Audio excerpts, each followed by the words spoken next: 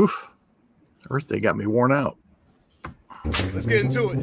1, 2, 3.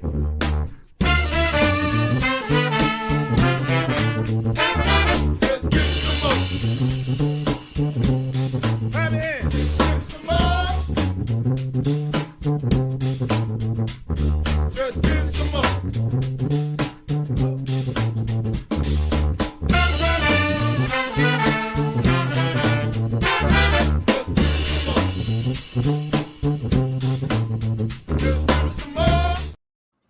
Why, hello, everyone out there in Whiskey Land.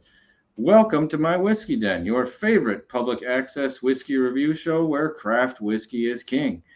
Tonight, Mitch will not be joining us this evening. He is under the weather again, which is okay, but we hope to God he starts feeling better soon. Otherwise, we're going to start sending him some of those drugs from China that you can get that do all that magic stuff, like a rhino horn and stuff. But we hope you still start feeling better, Mitch. Some 3-penis wine. Could be a tasting. That would definitely throw a weird twist and stuff. Yes. Yeah, you could really taste the cobra. You know what? I wouldn't be against that show. I seriously, yeah. I might be, as long as it's not like, yeah, and not in there, and I'm just drinking the spirit itself. Yeah. But so tonight, Mitch is not going to be joining us. But we are going to do a little show here about earthy spirits because it is Earth Day. So why not talk about some spirits that we know of?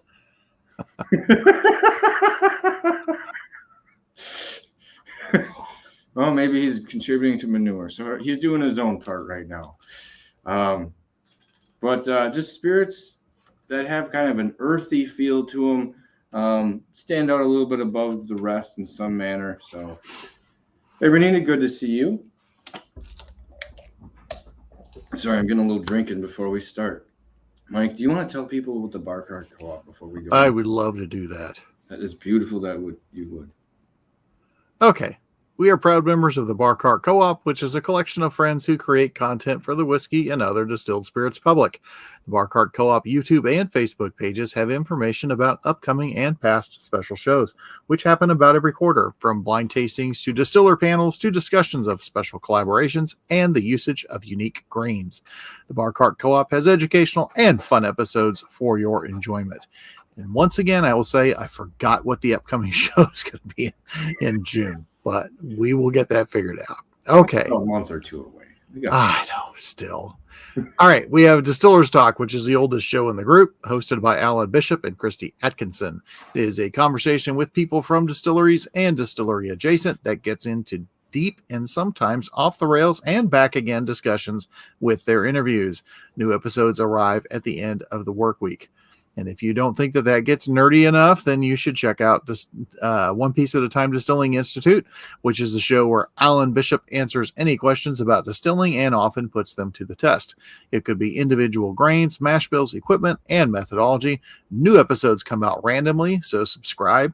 You would have gotten things like today's episode, where he said that or laid out a lot of the plans and things that he is going to do at his new place of work, which a lot of things he has talked about on not If You Have Ghosts. It is on. Good Lord, I am so far off. You got to fire me. Anyway, all the things he's been talking about on here, he's going to incorporate, or a lot of them is going to be incorporated at the new place with classes and training and other things like that. So I just completely ruined that whole read in.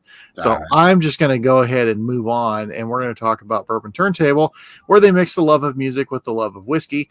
They have conversations with musicians, writers, distillery folks, and common folks like us about music and whiskey. It releases every Wednesday on all your platforms, including YouTube. This week's episode is, I believe, part 1 of interview with Chris Koenig talking about the Bakersfield Sound. And I joined Kevin for that one, and we sipped some wonderful Golden Beaver spirits and we got into some really good music down there. Hopefully everybody enjoys it. After saying these 2 words a lot during that episode, just as you can find out when you're near your phone and you say things or you search for things and your ad choices and other things change. Kevin said the words Linda Ronstadt enough times that apparently it's showing up in his feed a lot. So there's that one. Hey, here's the one right here that we're going to talk about. If You Have Ghosts, You Have Everything, which is a show about the spirits and paranormal among us, as well as an unexplained and spiritual. Subscribe on Spotify to get to 3 previous seasons and the 4th one, which is now in progress. And we have, last but not least, the Whiskey in My Ring podcast, where David Levine talks to people that he finds interesting in this spirits industry. From the unknown to the known, David really gets into the weeds with his guests. He does all the things that we won't do, including have a website with nicely done reviews and all categories on there. So, organization. Excellent, Mike. That was a good job. That's a C. That's a C. Well, some shows you just have a little bit of a malort hole. You gotta go past it. But tonight, since it is Earth Day and we're gonna be respecting the Earth, I'm gonna have to pour something here. Oh, you are you? I am. So one of the things when I started thinking about this was, well, I looked it up on the internet. What makes so it's true. Whiskey earthy. What is it? Now, to be honest, almost all of them jumped to the Scotch version, where peat will make it earthy. Oh, son of a bitch. I lost the top. This could make it a little difficult. Nope. Hold on. I'm getting it. I got it out there. Well, it was referencing peat as a main thing giving earthiness. Now, I'll agree that it does, but at the same time, we don't have a lot of peat here. And sometimes I think that leans into the medicinal side rather than being just kind of earthy. So, but I will agree that smoking does add a level of earthiness to a lot of different whiskeys in the U.S. One I'm going to start with, I have just a tiniest bit of some cast strength Colkegan. The mesquite wood used in this, just like in Whiskey Del Bach, really has an effect on it. And you can tell it is a different wood that is used compared to other things. So you get like this regional kind of earthiness that comes to it through that. So that's one of the ways I started to look at this lens. And on that same note, later I am also going to have some MB Roland dark fired. Now, different in that manner because they roast the corn basically rather than using wood. So that's another way to get there. But I'm starting with the Colkegan because American smoke does add kind of a neat little terroir feel to it in my mind. Well, then, that's a good choice.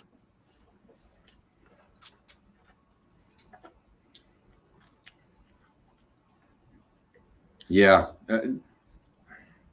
I know it's the flavor of the wood, but it's the dark sugars. Man, it's been a while since I had this, and I remember why this, I think, was this single malt of the year when we first had this, and I'm kind of feeling that right now. I haven't had this in quite a while. There's a big smile on my face, so hold on. Even under the weather, Mitch can stir the pot.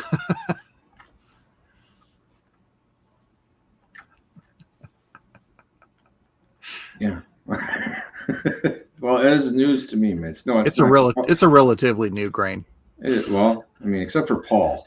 I mean, Paul's been using it a long time. I mean, he's a groundbreaker. Yeah. This too, I get a touch of a little bit of like a medicinal note from it, but that I guess it gives you the burnt fire end of the earthiness. Like this ashy leftover part where you think campfire, you think leftover earth dirt. Not necessarily like earthy soil mushroomy notes, but still kind of along the lines. And I think it makes a nice note for the area. Whoa. Oh, here we go. Grabbing my first one. Oh shit. So yeah, I do agree with you. Peaty is it's very easy just to go peaty. And we say, what's earthy? Peaty. It is earthy. It's technically earth. But also trying to go ahead, sorry.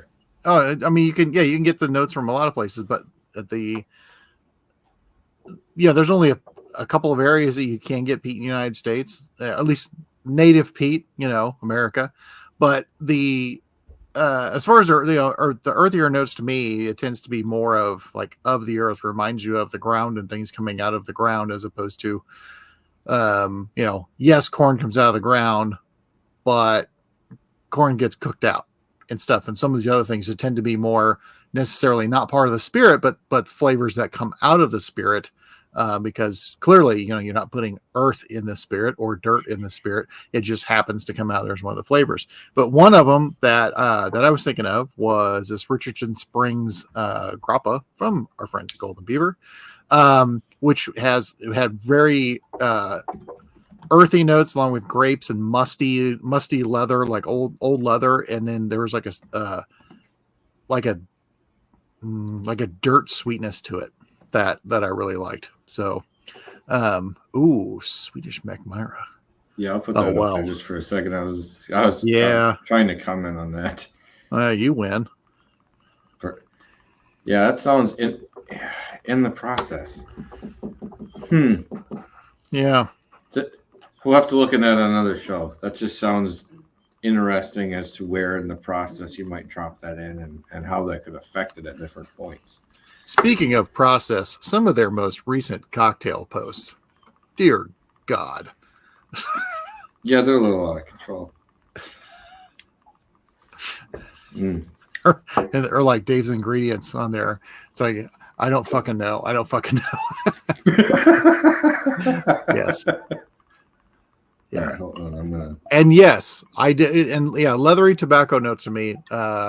Mine, it's kind of broad because park peat is very easy to go to, but like I was telling Patrick, some of the things like gins, because gins is very can be floral, flora and fauna that is coming from all that, not necessarily from what has been infused on there, but sometimes a combination of flavors bring out another flavor in there that because you might not necessarily put a certain flower or flavor in there, but you're going to get it out, in your gin. So some of those do, at least not the gins that I've had in the last few years, as opposed to the gins that I had prior to that, which were straight up old lady perfume. So you have to watch out for the old lady perfume. That can do some real damage to you. We don't need the old lady perfume. Okay, so hold on. But this, as clean as this is, and I will stress that as far as grappas go, I'm not a huge grappa. I don't know a lot of stuff about grappa. I've had grappa. I like, the grappas I've had, most of them I've liked. But this is, as Chris said, a clean grappa. And it is very comparatively. It's very, very clean. But there's still like the grapes on there. They're like grapes with soil, on the nose. There's still just that earthy soil essence that's coming across on it. I switched over to the MB Roland, and it was so much stronger than the Cole Keegan. Like just shook me grabbed me by the chest a little bit there. And yeah, Cole Keegan is let's use a word. Good God, what is wrong with me tonight? A word I use enough. Man, words hard. It's Cole Keegan. Cole Keegan is an elegant spirit, I think. Yeah, and I'll go back to saying that because once you go backwards and they finally put out the base malt before they smoke it, and it's a whole different beast, man. Yeah, but even how they smoke it, it's just it is. It's not as aggressive, even though if you go up the scale from original to cast strength, you can feel it, but it's not comparatively to some other people who go a little heavier. So,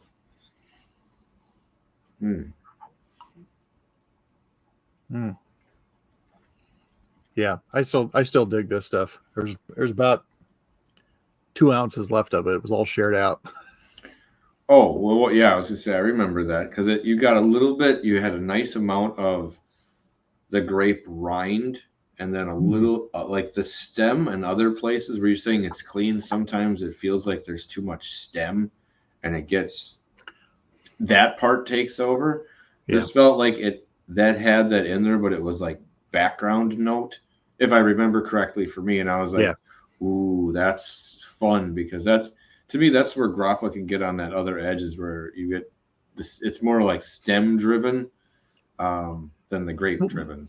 Yeah, well, it can get closer to where, stuff that I know as, being of Croatian descent is Slivo, where it's just I don't want to say a bad word, but I'll just say harsh plum brandy. Well, because it's for doing one thing. Yeah. It's for doing shots. It's for, oh, I feel better now. Oh, I'm warm. Oh, I'm drunk. I mean, that's what it's for. The first is like, oh, welcome to the house. There's some drinks Happy like that. 6th birthday. Drinks like that in Vietnam. Where Yeah. It's like, what'd you do? Like, we're having 10 of these today. What? Like, this is what we do. Cheers. So, Yeah. So See, Morgan and Mitch throwing in the good ones. Yes. I wish I would have picked up more of those. see, and tobacco for me can be what there are for me. Like, there's pipe tobacco, and then there's like cigar tobacco notes. Yeah, like damp tobacco. Yeah, like the leaf tobacco from it rather than just like the smoke. So, excuse me.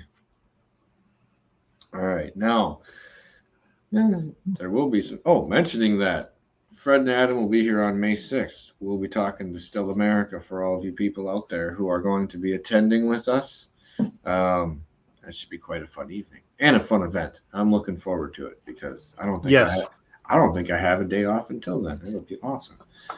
So Fred the whiskey gentleman and Adam's a trip.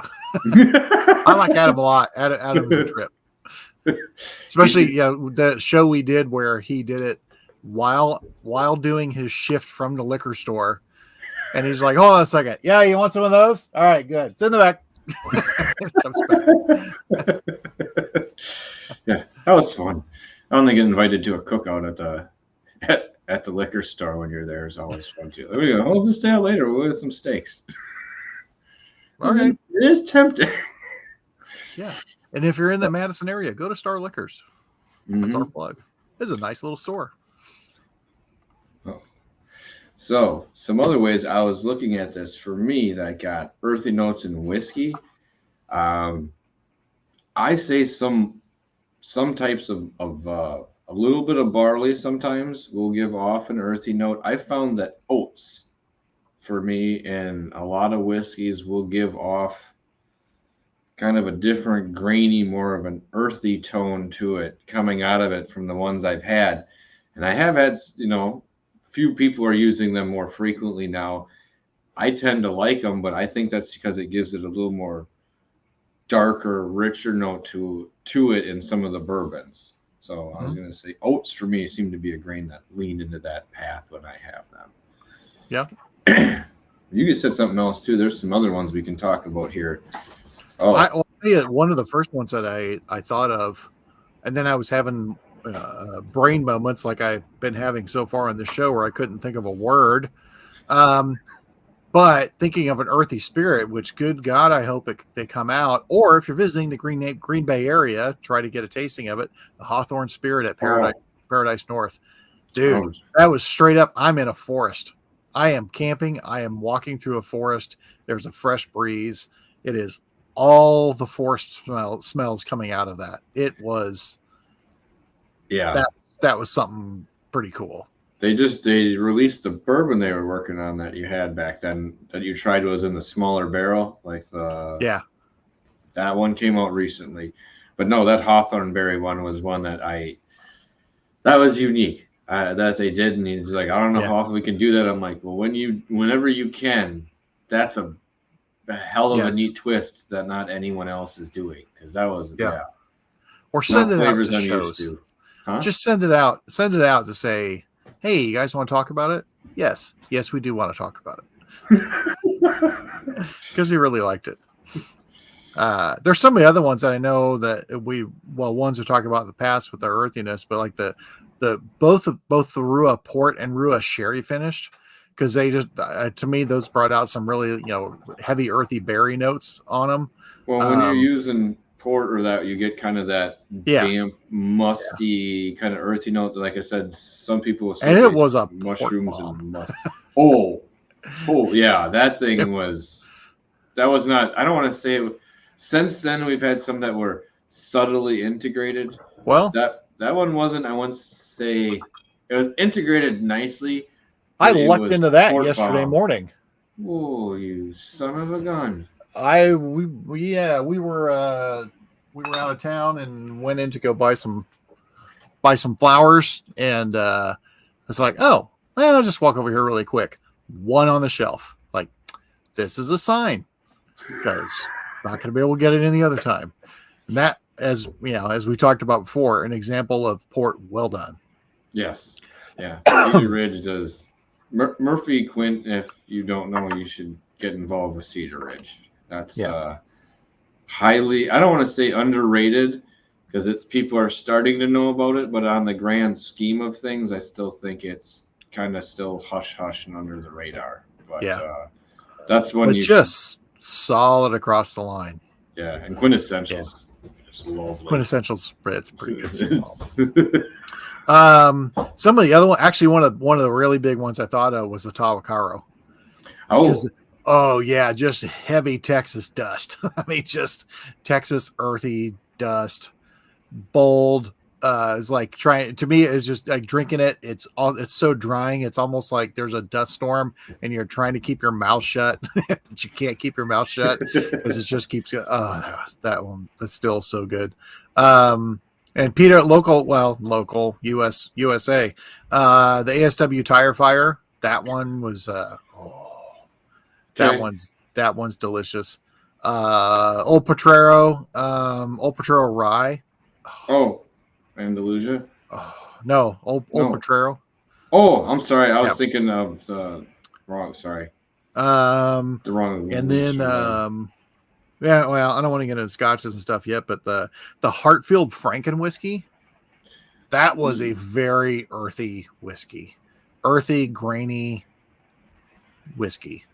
Yeah, and it's too bad you're not going to see that much anymore again. But. I mean, you kind of see it, but the batches that I want are not available anymore. So that's true. Yeah. Let's see. What was a couple of the other ones that I had on here, at least as far as the America stuff? Whiskey Del Bach. Yeah. That was a big one on there, but it's just a different kind of earthiness that's on there. But then we had, recently, like the 451, the Bloodbound vodka. That was just funky, earthy blue cheese and tomato. That was fucking weird.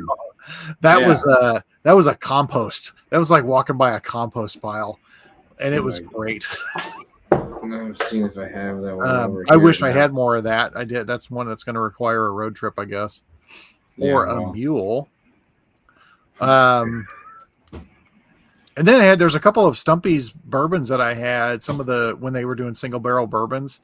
But there was across the board, there was a musty corn to all of them.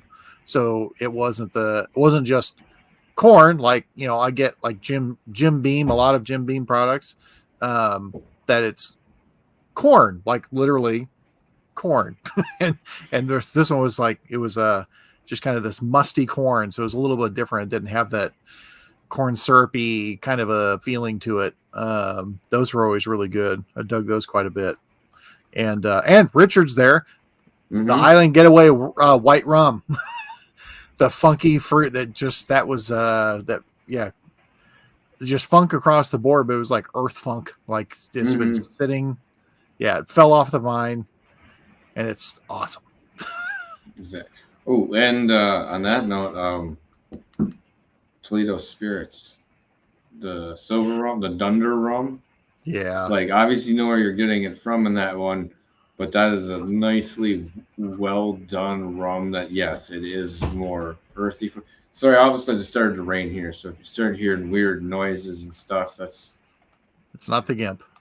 not, yeah. And Toledo, buy it online, as we found out. Yeah, lucky on that note. But yeah, that was one where it's got the rum has a really neat earthy turn to it.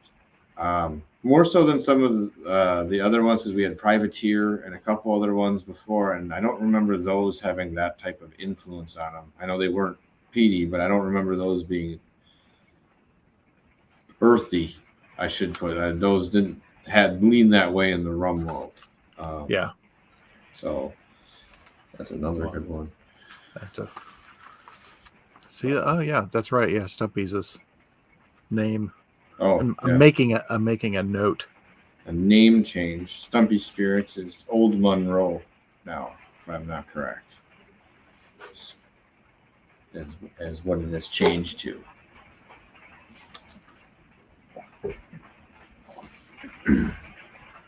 Which matches their bourbon releases and such. So, ooh. What was that? Oh, I missed this up here. I was gonna say they had Balcones does have. I don't know if I would agree with that, because things have changed with some of the stuff coming that I've gotten from Balcones. Knowing that, Mirador is always different year to year. Mirador, I think, has gotten cleaner, but and I don't want to sound ungrateful. Brimstone has gotten cleaner. It's not as it's not as grab you and shake you around as much as it was, where it was just kind of what the hell was that? It's good. It is still good, and I like it. It just doesn't have that raw nature to it that it had before. At least the couple of newer Brimstones that I have had. Well, it could be different, but impactually, like you're saying, that would go along the lines of like the rise for Driftless Glen for me. Like their original younger rise and stuff were much more aggressive and exciting. And the other ones they have now are nice, but it's not the same. It gets your attention in not the same way. Like That's How I Met You was. You okay? Yeah, that's how I met it. And I was like, whoa. And you're like, I'm in. And then after that, it's a little bit less and a little bit less. And then you're like, that's not as exciting as the time that I got slapped around. So not that it's not as good, but sometimes that visceral shake that you get from something is what's cool about it. So yeah. All right. Sorry, I had to get rid of a. No, you're all right. I'm looking for work message. Oh, gross work messages. You mentioned gins before. I agree. There's some parts in that. I think most of the gins for me get into like an herbal note, like you said, foresty. I don't know. I'm trying to think of some that you have like this mushroomy, dark note like to them, like we were saying ports and stuff, where I feel like you get like this cellar feel to them. There was it 451 or Toledo, the gin that we had that had a little earthy funk to it. Hold on, I think I got that one. Probably 451 if it had more funk to it. Well, it's not always about funk. If only the smart guy was here to straighten us out. Well, he's in the chat. He can. Interesting. So, excuse me. So let me ask, and actually, if you ask people in the chat, is there an earthy note? And to me, like earthy notes are like, you get into obviously, dirt, soil, hay,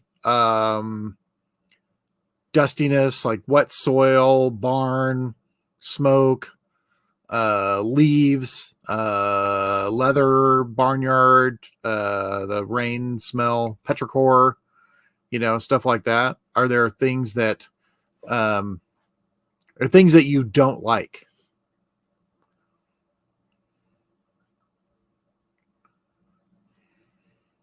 You're muted. Well, you can hear the rain and the plane and all sorts of things happening around me at the moment. It's going well right now. Yeah, that's all right. And yeah, I don't mind it that way. That's fine.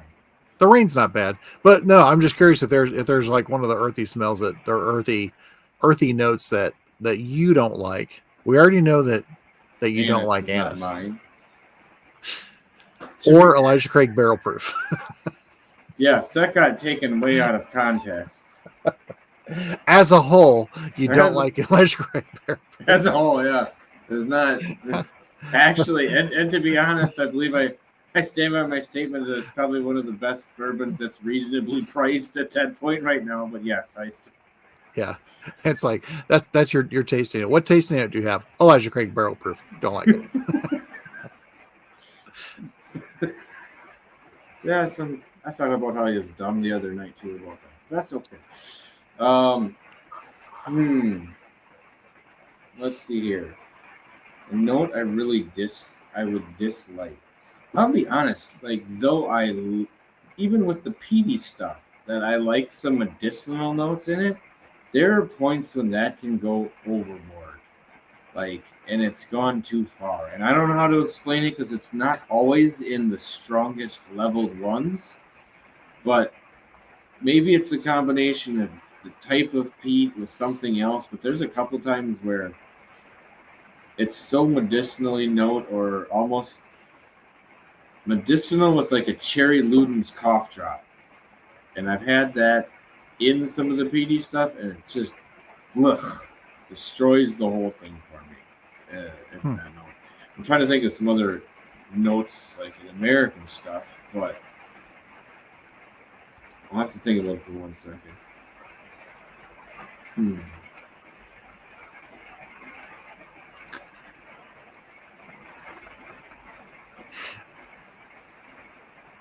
But Pottery Barn Grandma's 3 was a good movie. If you're looking for stupid. One that can throw me off is there's a vegetal note that it's like when the vegetals they've started to turn. Well, and there's that note that comes up that when I get that, it puts me off. Now I have pushed through it quite often, obviously, but there's something that note puts me off that makes it's when you mention that I get like decaying green pepper, just by like what you're saying. Like I get like right on the edges. It's going a little bit past where it's supposed to be, and it's just I don't know. I know what you mean. It just it's like almost like a soured note in it. It's just gross. Like the vegetals they're no longer rigid. They're starting to wilt just a little bit. Yeah. It doesn't. It's that note that I get sometimes. That's just like. But I've powered through on that and been very happy with some of this stuff, and then other things just that doesn't ruin it. It's usually something else in conjunction with it that ruins it. That note we were saying that also comes to me in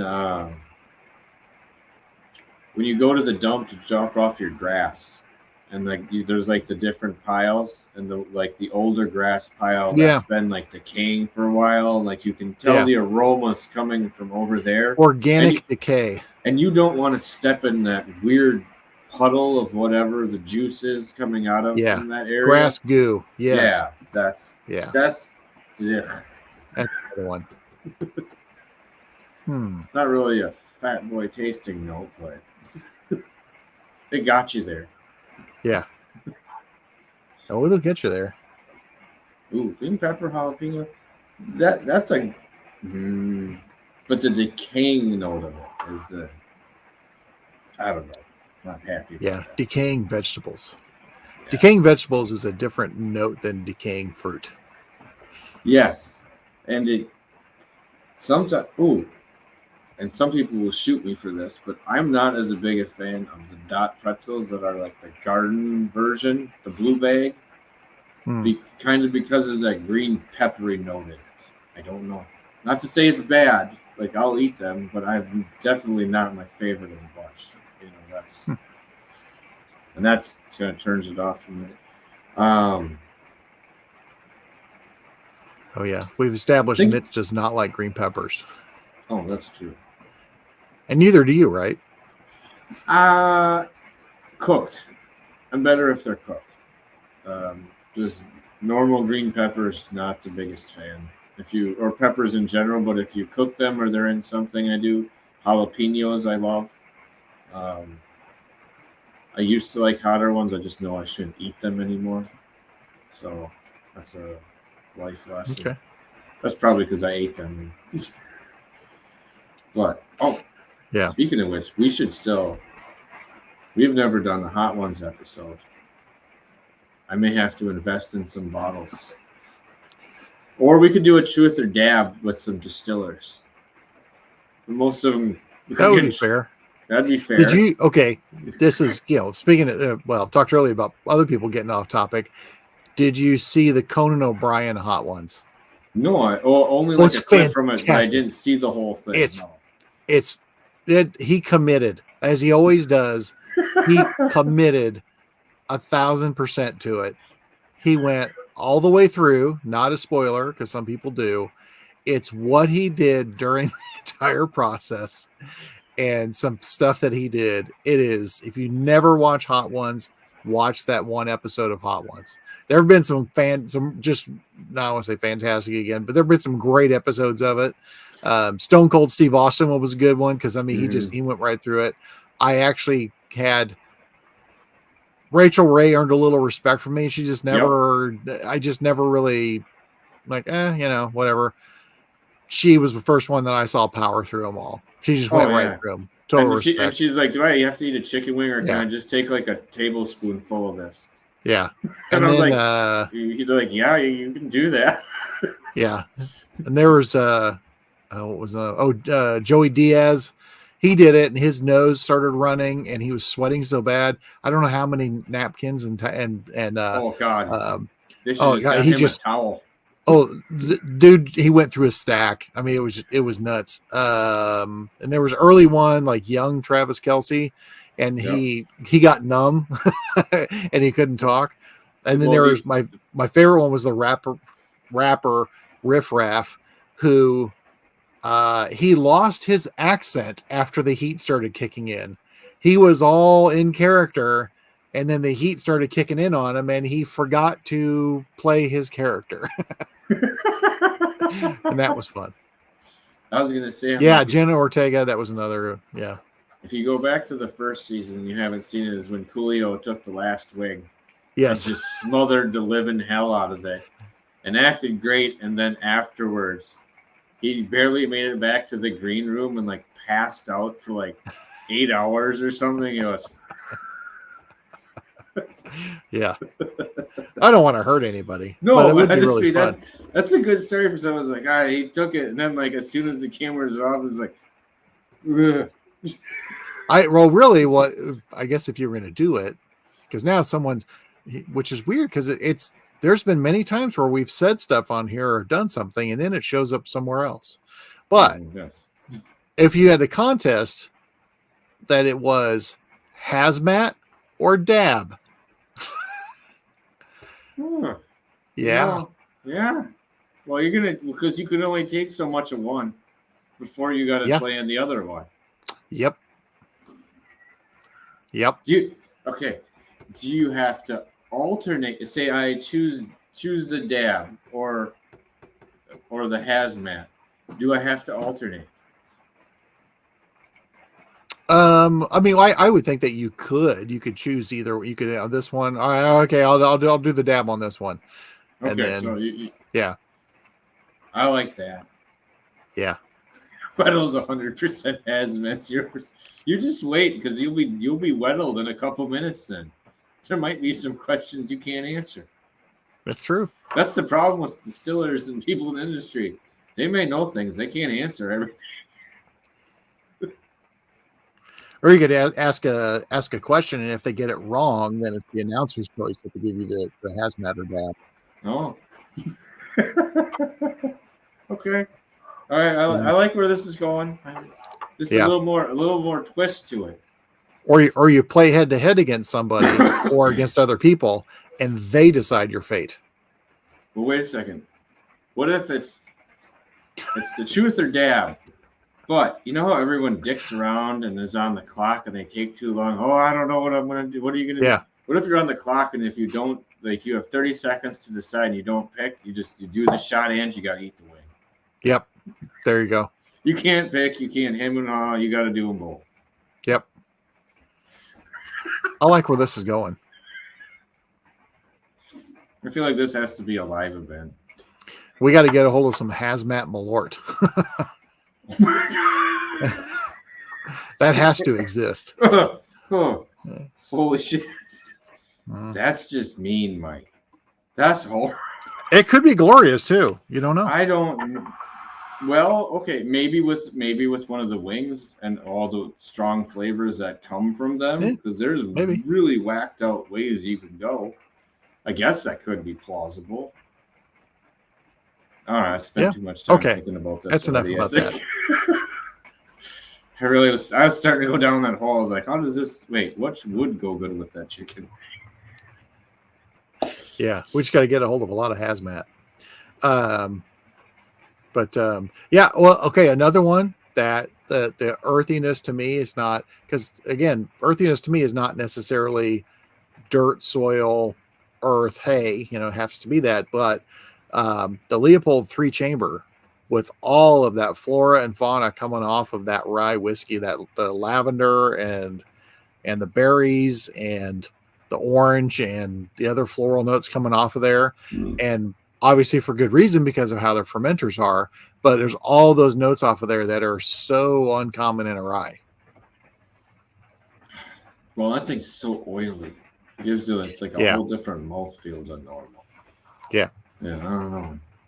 And I'm really trying to avoid naming a bunch of scotches because it's way too easy to name scotches. I mean, for God's sakes, Edredauer is one I love because Edredauer is super earthy. Well, even the heather and just normal scotches kind of gives it an earthiness for me. When you kind of start feeling that in there, I kind of start leaning into it. That leans into a lot of scotches. So, and it's really easy to pick one that like a scotch that's finished because you can pull those other flavors up. But just like the hay and grass notes that you get off some of them, like the Old Pulteney. I had an old Altmore that was super earthy. Ben Nevis, that was another one that was like really earthy, but it was also it was port finished, but or sherry finished, sorry. But yeah, trying to avoid naming the scotches for no reason than trying to keep it local. Unless you're going to say like the port finished ones at a lot of places will really for me, that really pulls into that earthy note. Even then, and I don't want to get it associated with like darker berries though, as well too, because sometimes like darker berries, darker fruit notes kind of pull in that direction for me. Like almost sometimes like when you're getting a date note, sometimes it can be along that line for me. Just like that, more of a darker, earthier richness to it. But, yeah. All right. Ooh. Sorry, still a little bit of the MB rolling in there. It just wakes you up. I like it. So, well, we're getting on. Oh, I forgot the top wasn't on here again. I think I'm gonna toast out with a little of the Cole Keegan. See, we're at 45 minutes, and that's close to an end. And to be honest, I don't think the rain's going to be stopping anytime here, so that's not going to be helpful to the rest of the episode. So, all right. remember to stop in next week, obviously, but May 6th, we'll be talking Distill America. And I'm going to be staying at, oh my God, I don't even remember how I'm staying. It's a brand new hotel. It's got a really short name. I can barely remember. Swank. Is it? No, it starts with an M, and I can't believe I can't find it. So I'll talk about it next week because I can't. Musk. Is that Mojo? No. Here, hold on. I'll find it. Moxie. Moxie. I think you're right. Roxy or Moxie. Moxie. Nah, Mitch put it up. Oh, did Moxie? I think it's with a Y though. But we'll be staying there. Mike is going to be around the corner. Yep. Aren't you? You're not too. You're a block away. I'm gonna be around the corner. So for those who were there last year, we're going to be directly where we went right after. That was the after party that really only lasted about 40 minutes. We if you were looking back towards the field, we're like 3 doors down. Is that kind of where Kevin and Super Matt close. laid on that mattress? That was in front of the, what was it, Festival Foods? Yeah. Some people were tired.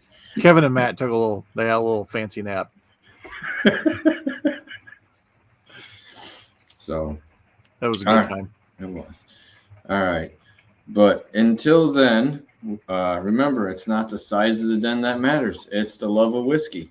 Cheers, everyone. Cheers.